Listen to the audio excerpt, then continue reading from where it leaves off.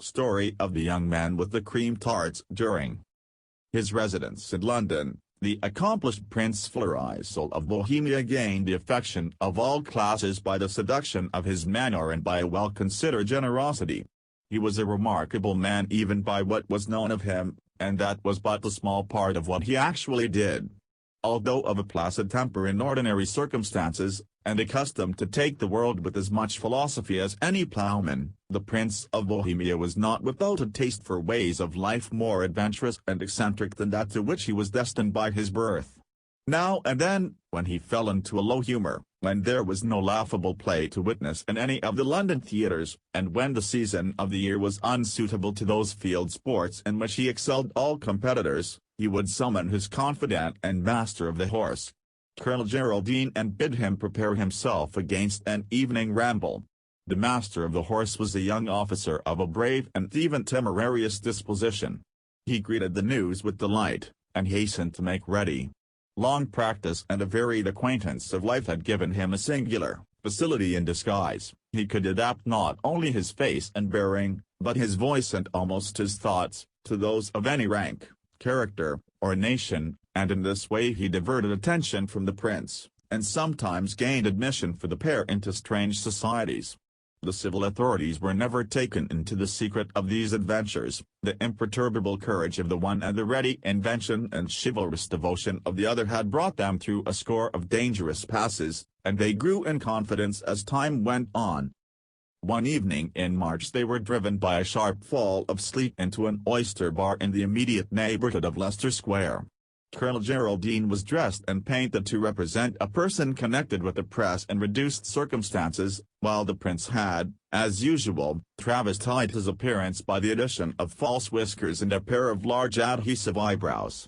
These lent him a shaggy and weather-beaten air, which, for one of his urbanity, formed the most impenetrable disguise. Thus equipped, the commander and his satellite sipped their brandy and soda in security. The bar was full of guests, both the male and female, but though more than one of these offered to fall into talk with our adventurers, none of them promised to grow interesting upon a nearer acquaintance. There was nothing present but the lees of London and the commonplace of disrespectability, and the prince had already fallen to yawning, and was beginning to grow weary of the whole excursion, when the swing doors were pushed violently open, and a young man, followed by a couple of commissionaires, entered the bar. Each of the commissionaires carried a large dish of cream tarts under a cover, which they at once removed, and the young man made the round of the company, and pressed these confections upon everyone's acceptance with an exaggerated courtesy. Sometimes his offer was laughingly accepted, sometimes it was firmly, or even harshly, rejected. In these latter cases the newcomer always ate the tart himself, with some more or less humorous commentary. At last he accosted Prince Florizel. "Sir," said he, with a profound obeisance, proffering the tart at the same time between his thumb and forefinger, "will you so far honor an entire stranger? I can answer for the quality of the pastry, having eaten 24 of them myself since 5 o'clock."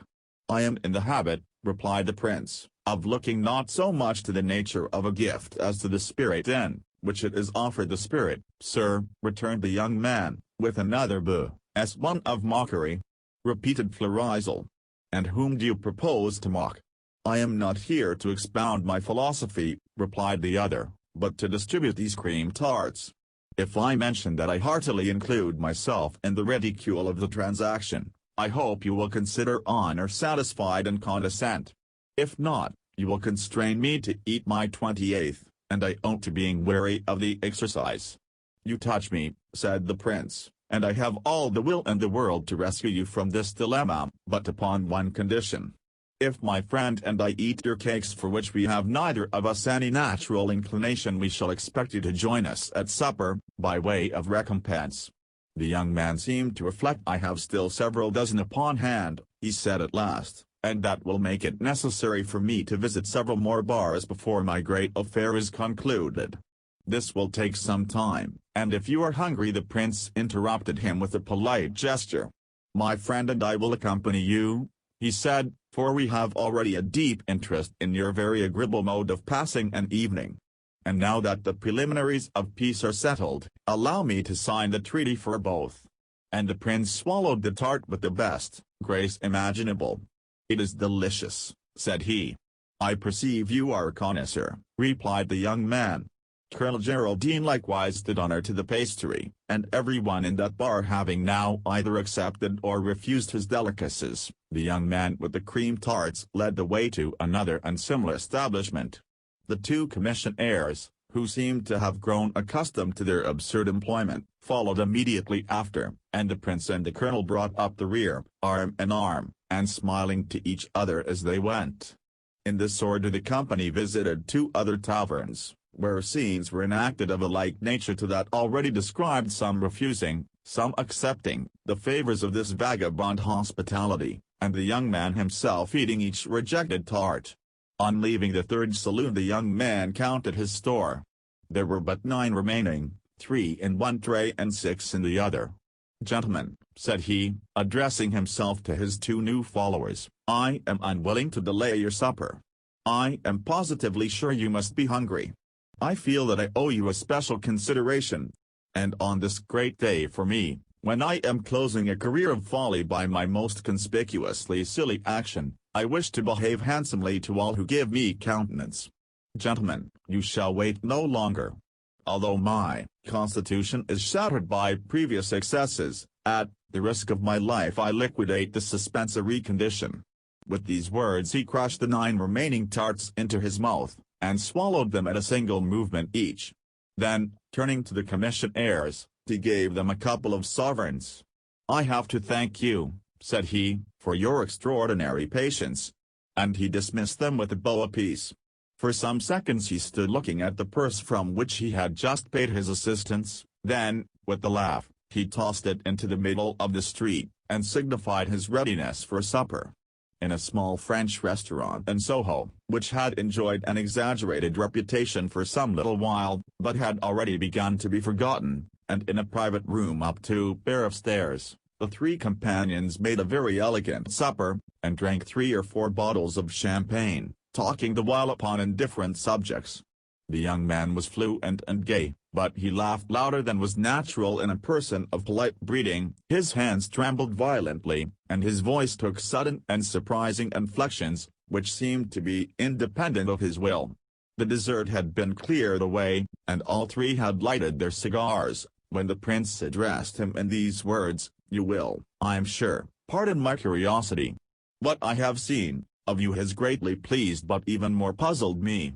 And though I should be loath to seem indiscreet, I must tell you that my friend and I are persons very well worthy to be entrusted with a secret. We have many of our own, which we are continually revealing to improper ears. And if, as I suppose, your story is a silly one, you need have no delicacy with us, who are 2 of the silliest men in England. My name is Godel, Theophilus Godel, my friend is Major Alfred Hammersmith, or at least, such is the name by which he chooses to be known. We pass our lives entirely in the search for extravagant adventures, and there is no extravagance with which we are not capable of sympathy." "I like you, Mr. Godel," returned the young man. "You inspire me with a natural confidence, and I have not the slightest objection to your friend, the Major, whom I take to be a nobleman in masquerade. At least, I am sure he is no soldier." The colonel smiled at this compliment to the perfection of his art, and the young man went on in a more animated manner. "There is every reason why I should not tell you my story. Perhaps that is just the reason why I am going to do so. At least, you seem so well prepared to hear a tale of silliness that I cannot find it in my heart to disappoint you. My name, in spite of your example, I shall keep to myself. My age is not essential to the narrative. I am descended from my ancestors by ordinary generation, and from them inherited the very eligible human tenement which I still occupy and a fortune of £300 a year. I suppose they also handed on to me a harebrained humor, which it has been my chief delight to indulge. I received a good education. I can play the violin nearly well enough to earn money in the orchestra of a penny gaff, but not quite. The same remark applies to the flute and the French horn. I learned enough of whist to lose about 100 a year at that scientific game. My acquaintance with French was sufficient to enable me to squander money in Paris with almost the same facility as in London. In short, I am a person full of manly accomplishments. I have had every sort of adventure, including a duel about nothing.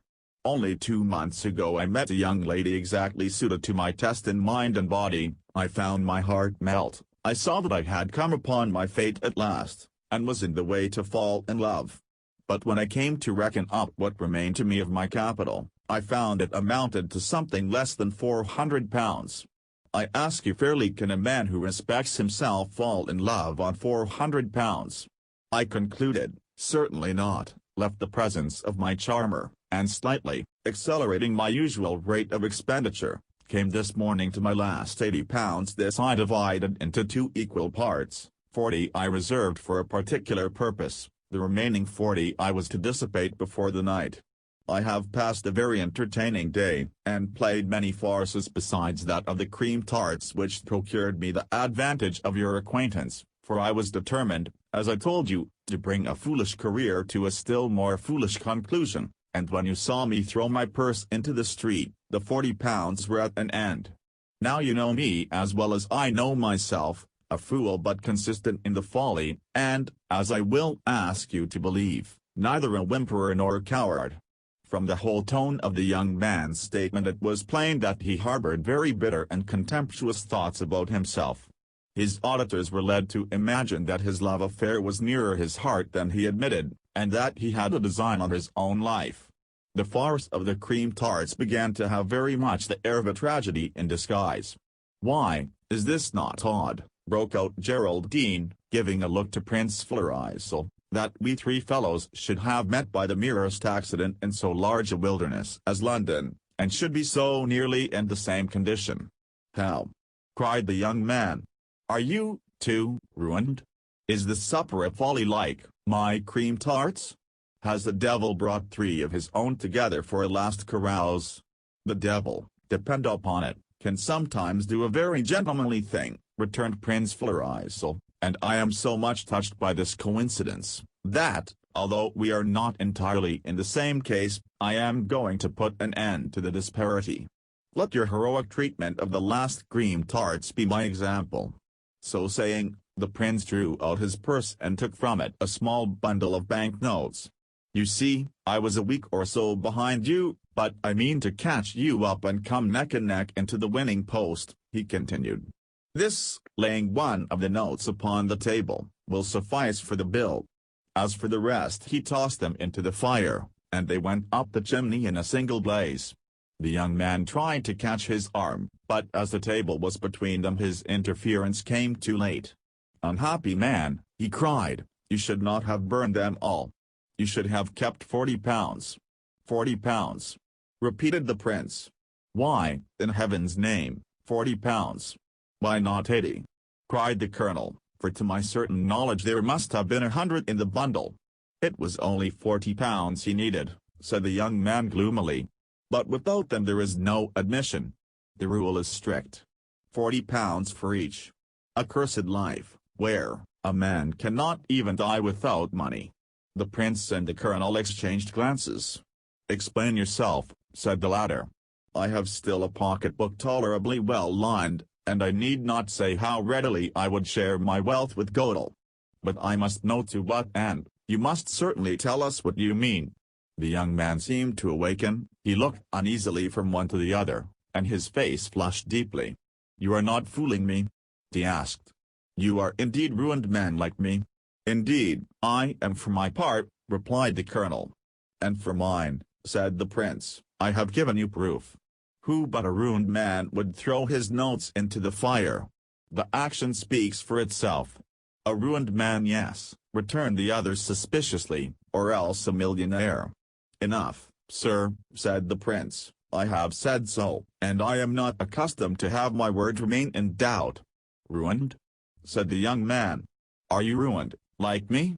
Are you, after a life of indulgence, come to such a pass that you can only indulge yourself in one thing more? Are you?" He kept lowering his voice as he went on. "Are you going to give yourselves that last indulgence? Are you going to avoid the consequences of your folly by the one infallible and easy path? Are you going to give the slip to the sheriff's officers of conscience by the one open door? Suddenly he broke off and attempted to laugh. Here is your health, he cried, emptying his glass, and good night to you, my merry ruined men. Colonel Geraldine caught him by the arm as he was about to rise. You lack confidence in us, he said, and you are wrong. To all your questions I make answer in the affirmative. But I am not so timid, and can speak the Queen's English plainly. We too, like yourself, have had enough of life, and are determined to die. Sooner or later, alone or together, we meant to seek out death and beard him where he lies ready. Since we have met you, and your case is more pressing, let it be tonight and at once and, if you will, all three together. Such a penniless trio, he cried, should go arm in arm into the hall of Pluto and give each other some countenance among the shades. Geraldine had hit exactly on the manners and intonations that became the part he was playing. The prince himself was disturbed, and looked over at his confidant with a shade of doubt.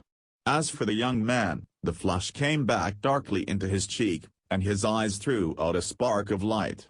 You are the men for me, he cried, with an almost terrible gaiety. Shake hands upon the bargain. His hand was cold and wet, you little knowing what a company you will begin to march.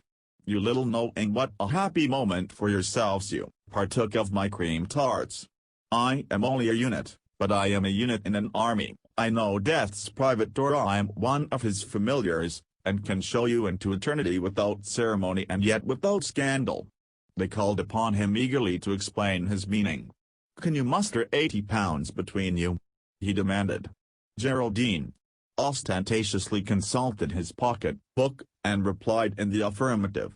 Fortunate beings, cried the young man. £40 is the entry money of the Suicide Club. The Suicide Club, said the prince. Why? What the devil is that? Listen, said the young man, this is the age of conveniences, and I have to tell you of the last perfection of the sort. We have affairs in different places, and hence railways were invented. Railways separated us infallibly from our friends, and so telegraphs were made that we might communicate speedily at great distances. Even in hotels we have lifts to spur us a climb of some 100 steps. Now, we know that life is only a stage to play the fool upon as long as the part amuses us. There was one more convenience lacking to modern comfort, a decent, easy way to quit that stage, the back stairs to liberty, or, as I said this moment, Death's private door. This, my two fellow rebels, is supplied by the Suicide Club.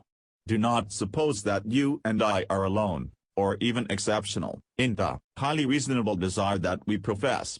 A large number of our fellow men, who have grown heartily sick of the performance in which they are expected to join daily and all their lives long, are only kept from flight by one or two considerations. Some have families who would be shocked, or even blamed if the matter became public. Others have a weakness at heart and recoil from the circumstances of death. That is, to some extent, my own experience. I cannot put a pistol to my head and draw the trigger, for something stronger than myself withholds the act, and although I loathe life, I have not strength enough in my body to take hold of death and be done with it. For such, as I, and for all who desire to be out of the coil without posthumous scandal, the Suicide Club has been inaugurated. How this has been managed, what is its history, or what may be its ramifications in other lands, I am myself uninformed, and what I know of its constitution, I am not at liberty to communicate to you. To this extent, however, I am at your service. If you are truly tired of life, I will introduce you tonight to a meeting, and if not tonight, at least sometime within the week, you will be easily relieved of your existences. It is now, consulting his watch, 11, by half past, at latest, we must leave this place, so that you have half an hour before you, to consider my proposal. It is more serious than a cream tart, he added, with a smile, and I suspect more palatable. More serious, certainly, returned Colonel Geraldine, and as it is so much more so, will you allow me 5 minutes' speech in private with my friend, Mr. Godel? It is only fair, answered the young man. If you will permit, I will retire." "You will be very obliging," said the colonel. As soon as the two were alone, "What," said Prince Florizel, "is the use of this confabulation, Geraldine? I see you are flurried, whereas my mind is very tranquilly made up. I will see the end of this." "Your Highness," said the colonel, turning pale, "let me ask you to consider the importance of your life, not only to your friends, but to the public interest." "If not tonight," said this madman, "but supposing that tonight some irreparable disaster were to overtake your Highness's person, what, let me ask you, what would be my despair, and what the concern and disaster of a great nation?" "I will see the end of this," repeated the prince in his most deliberate tones, "and have the kindness, Colonel Geraldine, to remember and respect your word of honor as a gentleman. Under no circumstances, recollect, nor without my special authority, are you to betray the incognito under which I choose to go abroad. These were my commands, which I now reiterate. And now," he added, "let me ask you to call for the bill." Colonel Geraldine bowed in submission, but he had a very white face as he summoned the young man of the cream tarts, and issued his directions to the waiter. The prince preserved his undisturbed demeanor, and described a Palais Royal farce to the young suicide with great humor and gusto. He avoided the colonel's appealing looks without ostentation, and selected another cheroot with more than usual care. Indeed, he was now the only man of the party who kept any command over his nerves. The bill was discharged, the prince giving the whole change of the note to the astonished waiter, and the three drove off in a four-wheeler. They were not long upon the way before the cab stopped at the entrance to a rather dark court. Here all descended. After Geraldine had paid the fare, the young man turned, and addressed Prince Florizel as follows: "It is still time, Mr. Godot, to make good your escape into thraldom, and for you too, Major Hammersmith. Reflect well before you take another step, and if your hearts say no, here are the crossroads." "Lead on, sir," said the prince. "I am not the man to go back from a thing once said." "Your coolness does me good," replied their guide. "I have never seen anyone so unmoved at this conjuncture, and yet, you are not the first whom I have escorted to this door. More than one of my friends has preceded me, where I knew I must shortly follow. But this is of no interest to you. Wait me here for only a few moments, I shall return as soon as I have arranged the preliminaries of your introduction." And with that the young man, waving his hand to his companions, turned into the court, entered a doorway and disappeared. "Of all our follies," said Colonel Geraldine in a low voice, "this is the wildest and most dangerous." "I perfectly believe so," returned the prince. "We have still," pursued the colonel, "a moment to ourselves. Let me beseech your highness to profit by the opportunity and retire.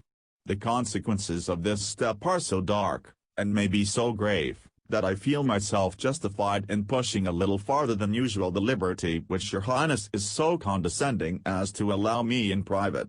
"Am I to understand that Colonel Geraldine is afraid?"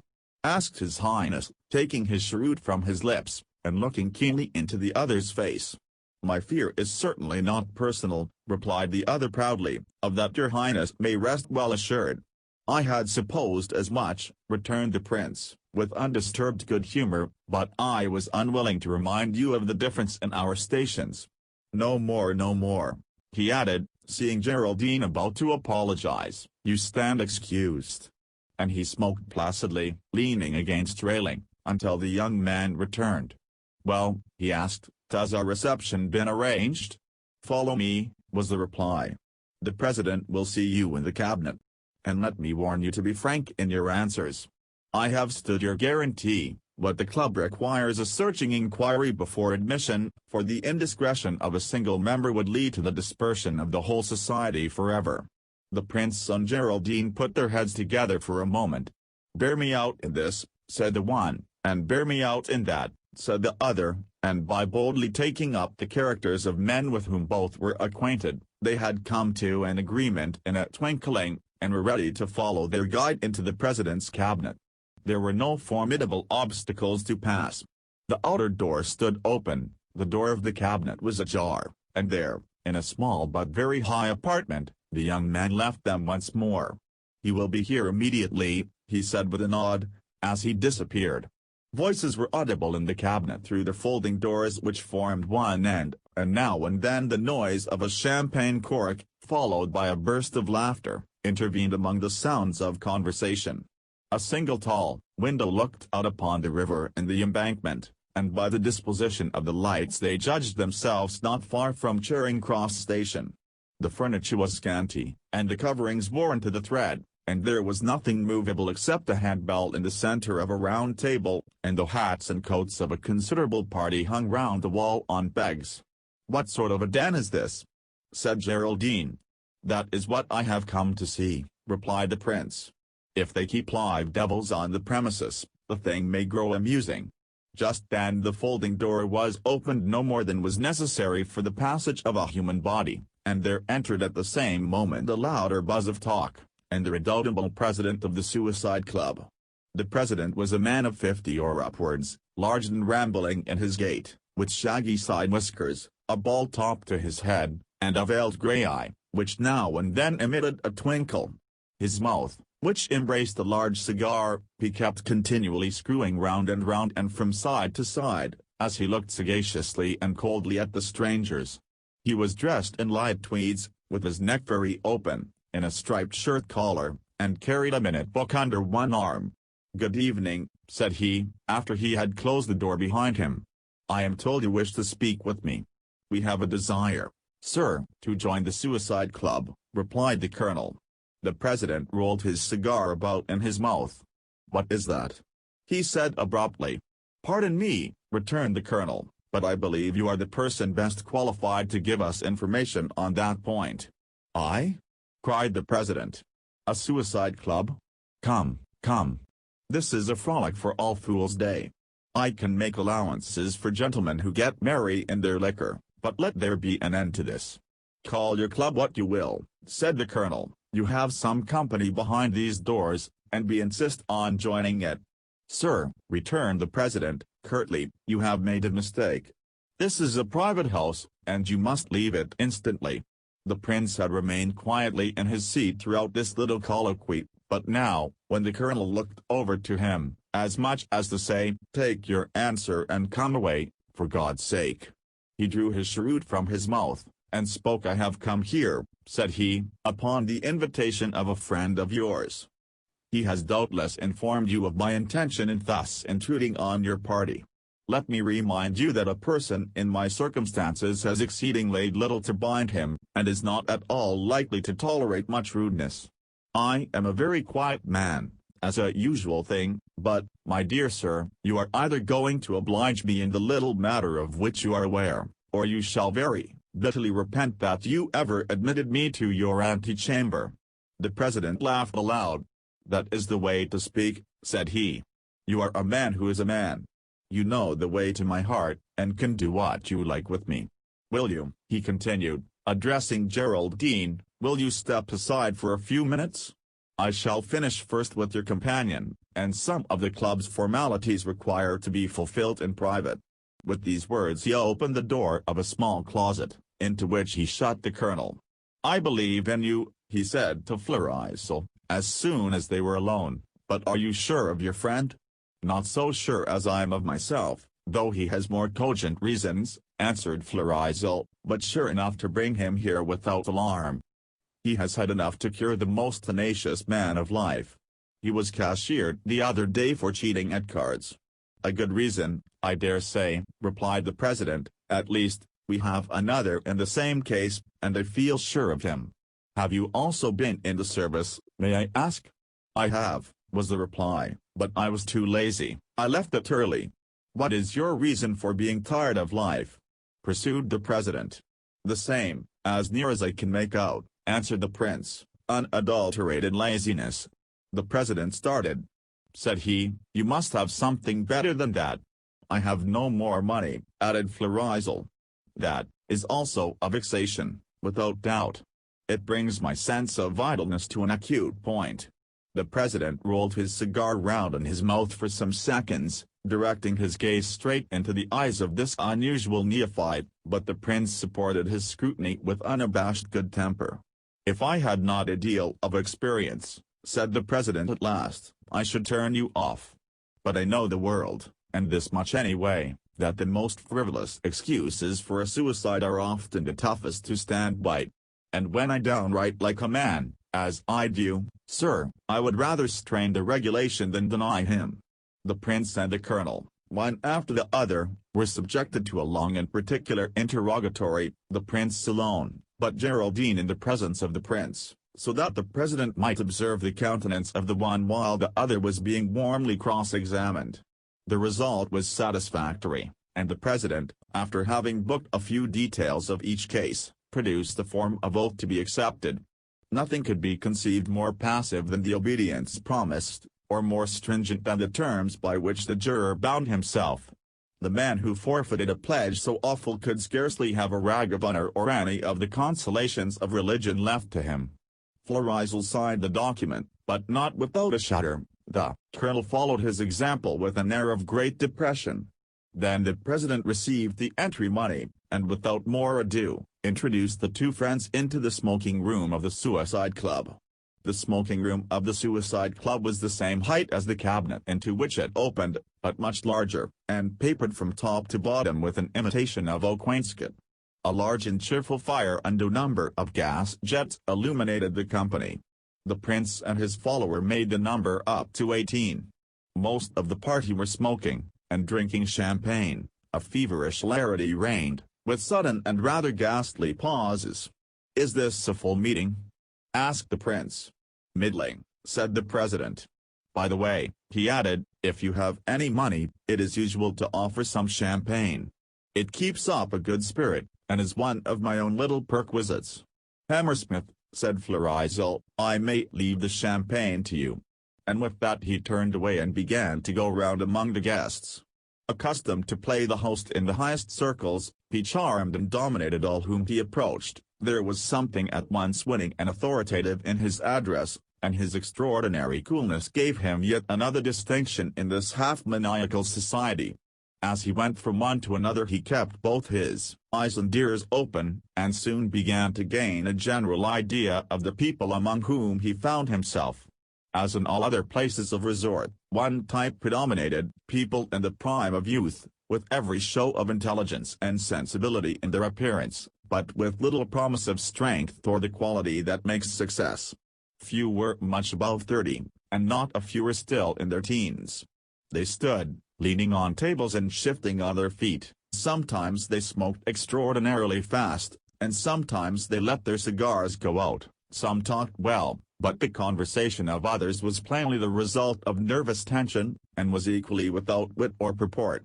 As each new bottle of champagne was opened, there was a manifest improvement in gaiety. Only two were seated, one in a chair in the recess of the window, with his head hanging and his hands plunged deep into his trouser pockets, pale, visibly moist with perspiration, saying never a word, a very wreck of soul and body. The other sat on the divan close by the chimney, and attracted notice by a transient dissimilarity from all the rest. He was probably upwards of 40, but he looked fully 10 years older, and Florizel thought he had never seen a man more naturally hideous, nor one more ravaged by disease and ruinous excitements. He was no more than skin and bone, was partly paralyzed, and wore spectacles of such unusual power, that his eyes appeared through the glasses greatly magnified and distorted in shape. Except the prince and the president, he was the only person in the room who preserved the composure of ordinary life. There was little decency among the members of the club. Some boasted of the disgraceful actions, the consequences of which had reduced them to seek refuge in death, and the others listened without disapproval. There was a tacit understanding against moral judgments, and whoever passed the club doors enjoyed already some of the immunities of the tomb. They drank to each other's memories and to those of notable suicides in the past. They compared and developed their different views of death, some declaring that it was no more than blackness and cessation, others full of a hope that that very night they should be scaling the stars and conversing with the mighty dead. "To the eternal memory of Baron Trank, the type of suicides!" cried one. He went out of a small cell into a smaller, that he might come forth again to freedom. "For my part," said a second, "I wish no more than a bandage for my eyes and cotton for my ears. Only they have no cotton thick enough in this world."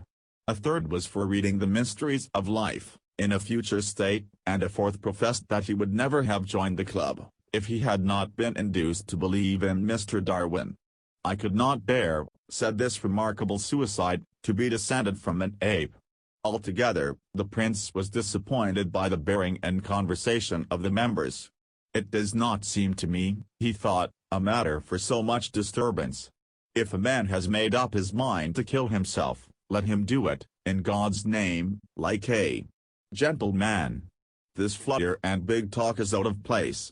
In the meanwhile Colonel Geraldine was a prey to the blackest apprehensions. The club and its rules were still a mystery, and he looked round the room for someone who should be able to set his mind at rest. In this survey his eye lighted on the paralytic person with the strong spectacles, and seeing him so exceedingly tranquil, he besought the president, who was going in and out of the room under a pressure of business, to present him to the gentleman on the divan. The functionary explained the needlessness of all such formalities within the club, but nevertheless presented Mr. Hammersmith to Mr. Malthus. Mr. Malthus looked at the colonel curiously, and then requested him to take a seat upon his right. "You are a newcomer," he said, "and wish information? You have come to the proper source. It is 2 years since I first visited this charming club." The colonel breathed again. If Mr. Malthus had frequented the place for 2 years there could be little danger for the prince in a single evening. But Geraldine was none the less astonished, and began to suspect a mystification. "What?" cried he, 2 years? I thought, but indeed I see I have been made the subject of a pleasantry." "By no means," replied Mr. Malthus mildly. "My case is peculiar. I am not, properly speaking, a suicide at all, but, as it were, an honorary member. I rarely visit the club twice in 2 months. My infirmity and the kindness of the president have procured me these little immunities, for which besides I pay at an advanced rate. Even as it is my luck has been extraordinary. I am afraid," said the colonel, "that I must ask you to be more explicit. You must remember that I am still most imperfectly acquainted with the rules of the club." "An ordinary member who comes here in search of death like yourself," replied the paralytic, "returns every evening until fortune favors him. He can, even if he is penniless, get board and lodging from the president, very fair, I believe, and clean, although, of course, not luxurious. That could hardly be, considering the exiguity, if I may so express myself, of the subscription.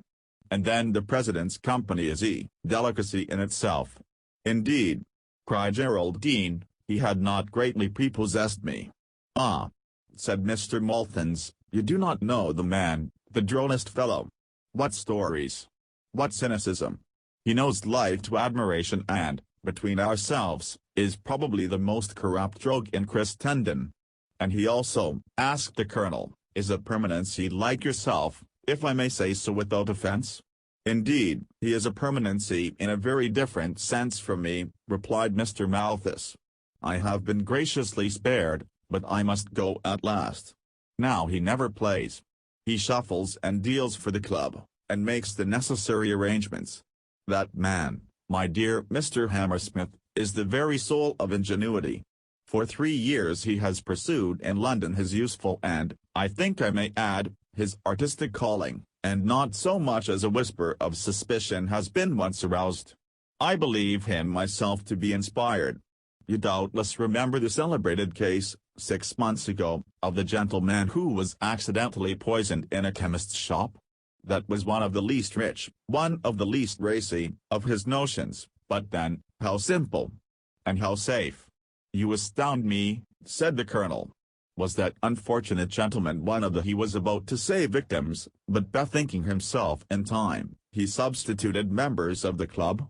In the same flash of thought it occurred to him that Mr. Malthus himself had not at all spoken in the tone of one who is in love with death, and he added hurriedly, "But I perceive I am still in the dark. You speak of shuffling and dealing, pray for what end? And since you seem rather unwilling to die than otherwise, I must own that I cannot conceive what brings you here at all."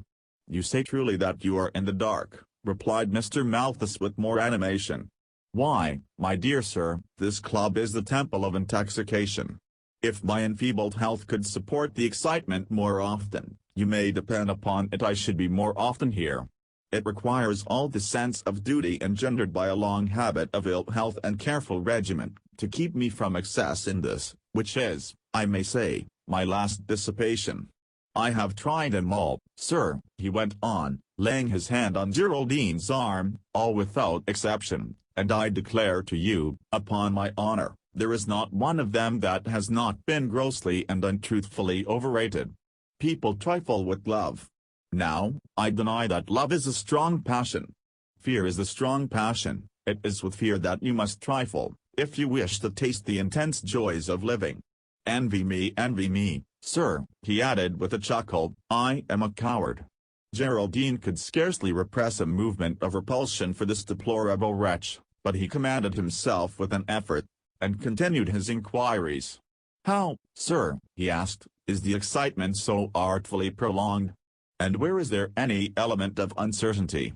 I must tell you how the victim for every evening is selected, returned Mr. Malthus, and not only the victim, but another member, who is to be the instrument in the club's hands, and death's high priest for that occasion. Good God! Said the colonel, do they then kill each other? The trouble of suicide is removed in that way, returned Malthus with a nod. Merciful heavens! Ejaculated the colonel, and may the friend, I mean may any of us be pitched upon this evening as the slayer of another man's body and immortal spirit? Can such things be possible among men born of women? Oh! Infamy of infamies! He was about to rise in his horror, when he caught the prince's eye. It was fixed upon him from across the room with a frowning and angry stare. And in a moment Geraldine recovered his composure. After all, he added, why not? And since you say the game is interesting, vogue l'heure I follow the club. Mr. Malthus had keenly enjoyed the colonel's amazement and disgust. He had the vanity of wickedness, and it pleased him to see another man give way to a generous movement, while he felt himself, in his entire corruption, superior to such emotions. You now, after your first moment of surprise, said he, are in a position to appreciate the delights of our society. You can see how it combines the excitement of a gaming table, a duel, and a Roman amphitheater. The pagans did well enough. I cordially admire the refinement of their minds, but it has been reserved for a Christian country to attain this extreme, this quintessence, and this absolute of poignancy. You will understand how vapid are all amusements to a man who has acquired a taste for this one. The game we play, he continued, is one of extreme simplicity. A full pack, but I perceive you are about to see the thing in progress. Will you lend me the help of your arm?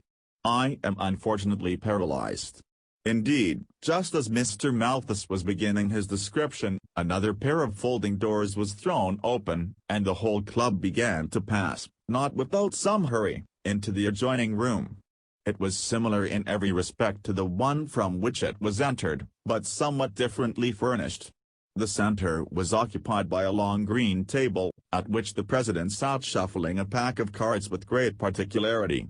Even with the stick in the colonel's arm, Mr. Malthus walked with so much difficulty that everyone was seated before this pair, and the prince, who had waited for them, entered the apartment, and, in consequence, the three took seats close together at the lower end of the board. It is a pack of 52, whispered Mr. Malthus. Watch for the ace of spades, which is the sign of death, and the ace of clubs, which designates the official of the night. Happy young man, he added. You have good eyes, and can follow the game. Alas! I cannot tell an ace from a deuce across the table. And he proceeded to equip himself with the second pair of spectacles. I must at least watch the faces, he explained. The colonel rapidly informed his friend of all that he had learned from the honorary member, and of the horrible alternative that lay before them. The prince was conscious of a deadly chill and a contraction about his heart. He swallowed with difficulty, and looked from side to side like a man in a maze. One bold stroke, whispered the colonel, and we may still escape. But the suggestion recalled the prince's spirits. Silence, said he. Let me see that you can play like a gentleman for any stake, however serious. And he looked about him, once more to all appearance at his ease, although his heart beat thickly, and he was conscious of an unpleasant heat in his bosom. The members were all very quiet and intent, everyone was pale, but none as pale as Mr. Malthus. His eyes protruded, his head kept nodding involuntarily upon his spine, his hands found their way, one after the other, to his mouth, where they made clutches at his tremulous and ashen lips. It was plain that the honorary member enjoyed his membership on very startling terms. "Attention, gentlemen," said the president. And he began slowly dealing the cards about the table in the reverse direction, pausing until each man had shown his card. Nearly everyone hesitated, and sometimes you would see a player's fingers stumble more than once before he could turn over the momentous slip of pasteboard. As the prince's turn drew nearer, he was conscious of a growing and almost suffocating excitement, but he had somewhat of the gambler's nature, and recognized almost with astonishment that there was a degree of pleasure in his sensations. The 9 of clubs fell to his lot, the 3 of spades was dealt to Geraldine, and the Queen of hearts to Mr. Malthus, who was unable to suppress a sob of relief.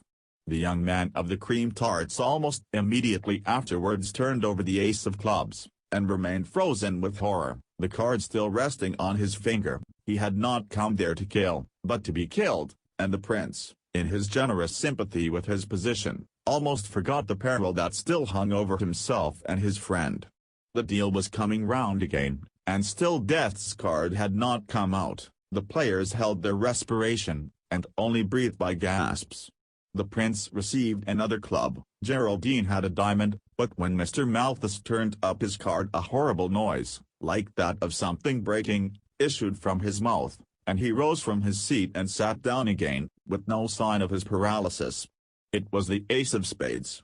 The honorary member had trifled once too often with his terrors. Conversation broke out again almost at once. The players relaxed their rigid attitudes, and began to rise from the table and stroll back by 2s and 3s into the smoking room. The president stretched his arms and yawned, like a man who had finished his day's work. But Mr. Malthus sat in his place, with his head in his hands, and his hands upon the table, drunk and motionless, a thing stricken down. The prince and Geraldine made their escape at once. In the cold night air their horror of what they had witnessed was redoubled. "Alas!" cried the prince, "to be bound by an oath in such a matter. To allow this wholesale trade in murder to be continued with profit and impunity. If I but dared to forfeit my pledge." "That is impossible for your highness," replied the colonel, "whose honor is the honor of Bohemia. But I dare, and may with propriety, forfeit mine." "Geraldine," said the prince, "if your honor suffers in any of the adventures into which you follow me, not only will I never pardon you, but what I believe will much more sensibly affect you I should never forgive myself." "I receive your highness's commands," replied the colonel. "Shall we go from this accursed spot?" "Yes," said the prince. "Call a cab in heaven's name, and let me try to forget in slumber the memory of this night's disgrace." But it was notable that he carefully read the name of the court before he left it. The next morning, as soon as the prince was stirring, Colonel Geraldine brought him a daily newspaper, with the following paragraph marked: "Melancholy accident. This morning, about 2 o'clock, Mr. Bartholomew Malthus, of 16 Chepstow Place, Westbourne Grove, on his way home from a party at a friend's house, fell over the upper parapet in Trafalgar Square, fracturing his skull and breaking a leg and an arm. Death was instantaneous. Mr. Malthus, accompanied by a friend, was engaged in looking for a cab at the time of the unfortunate occurrence.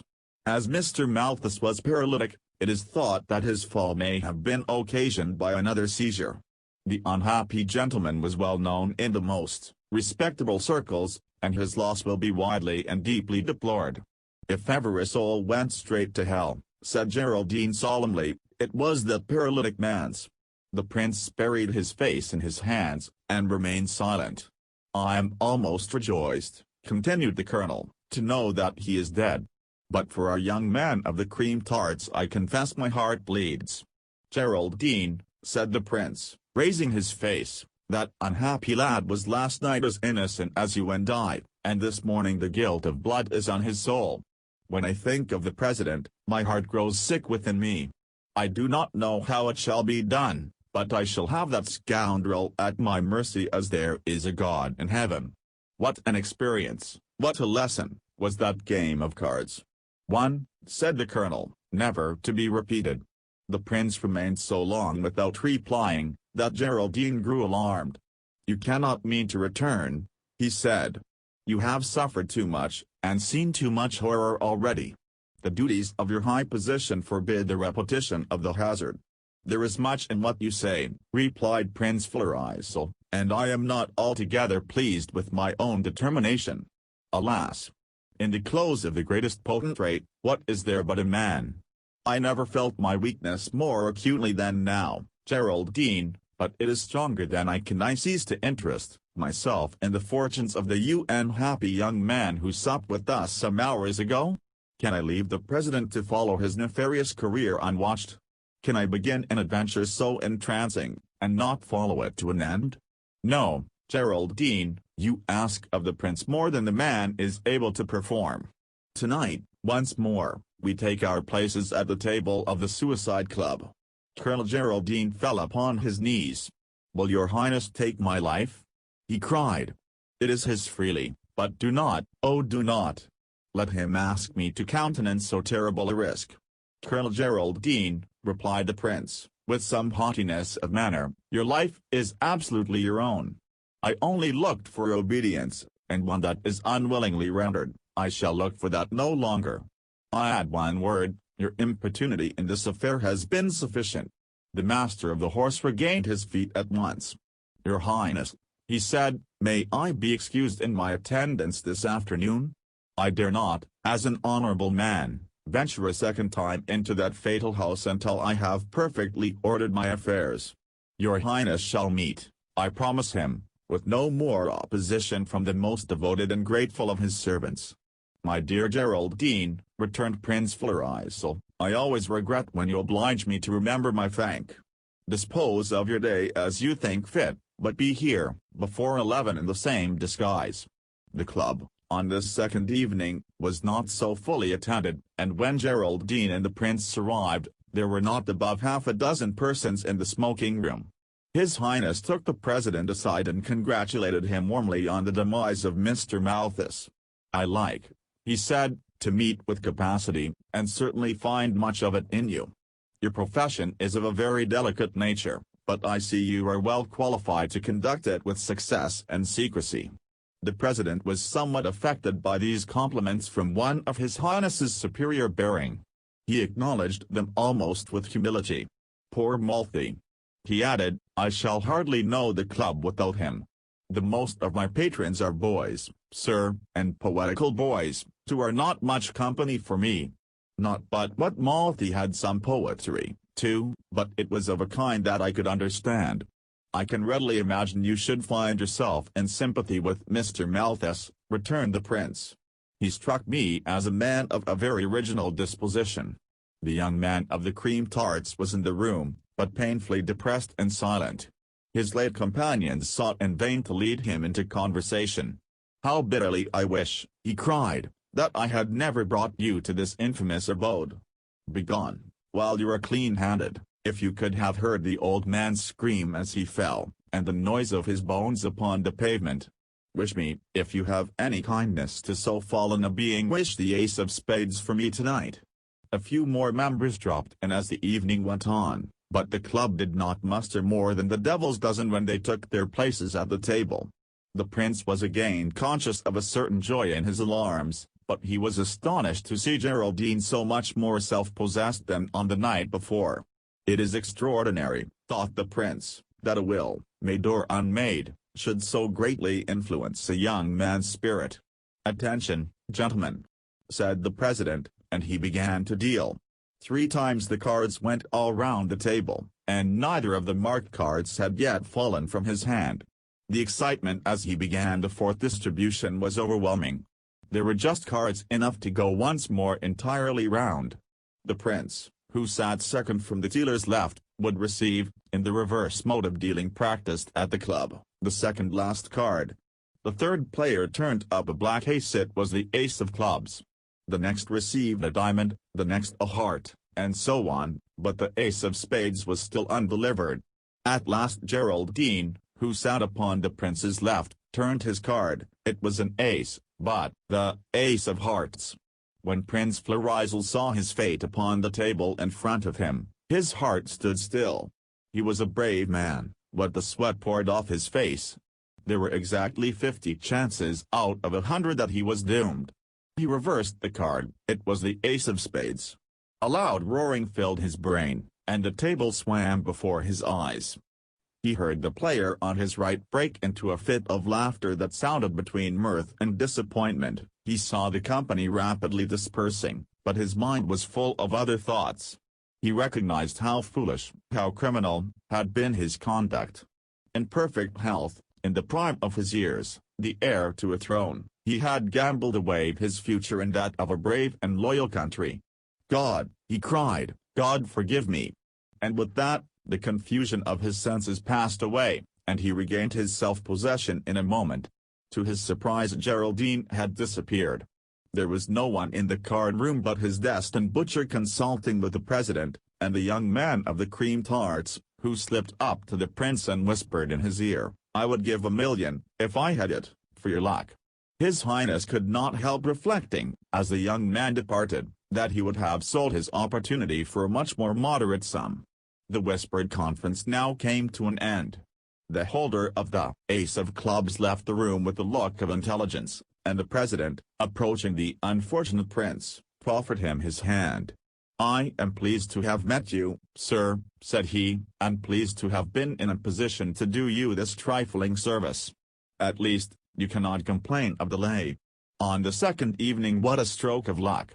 The prince endeavored in vain to articulate something in response, but his mouth was dry and his tongue seemed paralyzed. "You feel a little sickish?" asked the president, with some show of solicitude. "Most gentlemen do. Will you take a little brandy?" The prince signified in the affirmative, and the other immediately filled some of the spirit into a tumbler. "Poor old Malthy!" ejaculated the president, as the prince drained the glass. He drank near upon a pint, and little enough good it seemed to do him. "I'm more amenable to treatment," said the prince, a good deal revived. "I am my own man again at once, as you perceive. And so, let me ask you, what are my directions?" "You will proceed along the Strand in the direction of the city, and on the left-hand pavement, until you meet the gentleman who has just left the room. He will continue your instructions, and him you will have the kindness to obey. The authority of the club is vested in his person for the night. And now," added the president, "I wish you a pleasant walk." Florizel acknowledged the salutation rather awkwardly, and took his leave. He passed through the smoking room, where the bulk of the players were still consuming champagne, some of which he had himself ordered and paid for, and he was surprised to find himself cursing them in his heart. He put on his hat and greatcoat in the cabinet, and selected his umbrella from a corner. The familiarity of these acts, and the thought that he was about them for the last time, betrayed him into a fit of laughter which sounded unpleasantly in his own ears. He conceived a reluctance to leave the cabinet, and turn instead to the window. The sight of the lamps and the darkness recalled him to himself. Come, I must be a man," he thought, "and tear myself away." At the corner of Box Court 3 men fell upon Prince Florizel and he was unceremoniously thrust into a carriage, which at once drove rapidly away. There was already an occupant. "Will your highness pardon my zeal?" said a well-known voice. The prince threw himself upon the colonel's neck in a passion of relief. "How can I ever thank you?" he cried. And how was this effected? Although he had been willing to march upon his doom, he was overjoyed to yield to friendly violence, and return once more to life and hope. "You can thank me effectually enough," replied the colonel, "by avoiding all such dangers in the future. And as for your second question, all has been managed by the simplest means. I arranged this afternoon with a celebrated detective. Secrecy has been promised and paid for. Your own servants have been principally engaged in the affair. The house in Box Court has been surrounded since nightfall, and this, which is one of your own carriages, has been awaiting you for nearly an hour. "And the miserable creature who was to have slain me, what of him?" inquired the prince. "He was pinioned as he left the club," replied the colonel, "and now awaits your sentence at the palace, where he will soon be joined by his accomplices." "Geraldine," said the prince, "you have saved me against my explicit orders, and you have done well. I owe you not only my life, but a lesson, and I should be unworthy of my rank if I did not show myself grateful to my teacher. Let it be yours to choose a manner." There was a pause, during which the carriage continued to speed through the streets, and the two men were each buried in his own reflections. The silence was broken by Colonel Geraldine. "Your Highness," said he, "has by this time a considerable body of prisoners. There is at least one criminal among the number to whom justice should be dealt. Our oath forbids us all recourse to law, and discretion would forbid it equally if the oath were loosened. May I inquire your Highness's intention?" "It is decided," answered Florizel, "the president must fall in duel. It only remains to choose his adversary." "Your Highness has permitted me to name my own recompense," said the colonel. "Will he permit me to ask the appointment of my brother? It is an honorable post, but I dare assure your Highness that the lad will acquit himself with credit." "You ask me an ungracious favor," said the prince, "but I must refuse you nothing." The colonel kissed his hand with the greatest affection, and at that moment the carriage rolled under the archway of the prince's splendid residence. An hour after, Florizel in his official robes, and covered with all the orders of Bohemia, received the members of the Suicide Club. "Foolish and wicked men," said he, "as many of you as have been driven into this strait by the lack of fortune shall receive employment and remuneration from my officers. Those who suffer under a sense of guilt must have recourse to a higher and more generous potentate than I. I feel pity for all of you, deeper than you can imagine. Tomorrow you shall tell me your stories, and as you answer more frankly, I shall be the more able to remedy your misfortunes. As for you," he added, turning to the president, "I should only offend a person of your parts by any offer of assistance, but I have instead a piece of diversion to propose to you. Here," laying his hand on the shoulder of Colonel Geraldine's young brother, "is an officer of mine who desires to make a little tour upon the continent, and I ask you, as a favor, to accompany him on this excursion. Do you," he went on, changing his tone, "do you shoot well with the pistol? Because you may have need of that accomplishment. When two men go traveling together, it is best to be prepared for all. Let me add that, if by any chance you should lose young Mr. Geraldine upon the way, I shall always have another member of my household to place at your disposal, and I am known, Mr. President, to have long eyesight, and as long an arm." With these words, said with much sternness, the prince concluded his address. Next morning the members of the club were suitably provided for by his munificence, and the president set forth upon his travels, under the supervision of Mr. Geraldine, and a pair of faithful and adroit lackeys, well trained in the prince's household. Not content with this, discreet agents were put in possession of the house of Box Court, and all letters of visitors for the Suicide Club or its officials were to be examined by Prince Florizel in person. "Here," says my Arabian author, "ends the story of the young man with the cream tarts, who is now a comfortable householder in Wigmore Street, Cavendish Square. The number, for obvious reasons, I suppress. Those who care to pursue the adventures of Prince Florizel and the president of the Suicide Club may read the history of the physician and the Saratoga trunk. Part 2 will in our next video history of the physician and the Saratoga trunk.